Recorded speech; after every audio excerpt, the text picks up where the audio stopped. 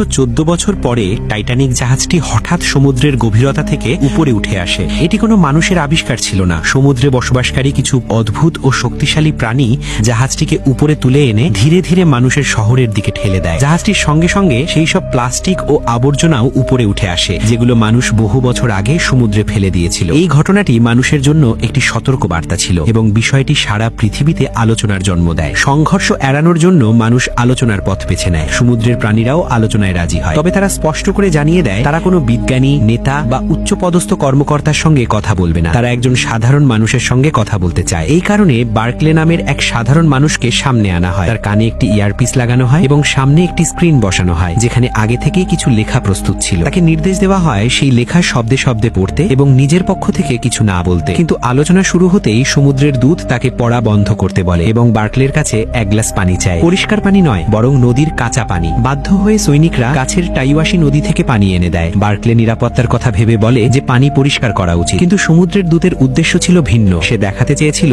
মানুষ নদী ও সমুদ্রের পানি কতটা নোংরা করে ফেলেছে। এই সময় কেট ইয়ারপিসের মাধ্যমে বার্কলেকে নির্দেশ দেয় নির্ধারিত লাইন থেকে না সরে যেতে। কিন্তু এবার বার্কলে সেই নির্দেশ মানে না। সে সত্য কথা বলা শুরু করে। সে জানায় দূষণ প্রতি বছর বাড়ছে, বড় বড় কোম্পানি শুধু মুনাফার কথা ভাবছে, আর সাধারণ মানুষ একে অপরের ওপর দায় চাপাচ্ছে। সে আরো বলে সবাই একই পৃথিবীতে বাস করে এবং এখন একে অপরকে সাহায্য করার সময় এসে গেছে। মানুষের পক্ষ থেকে প্রতিশ্রুতি দেওয়া হয় যে তারা সাল 2065 মধ্যে দূষণ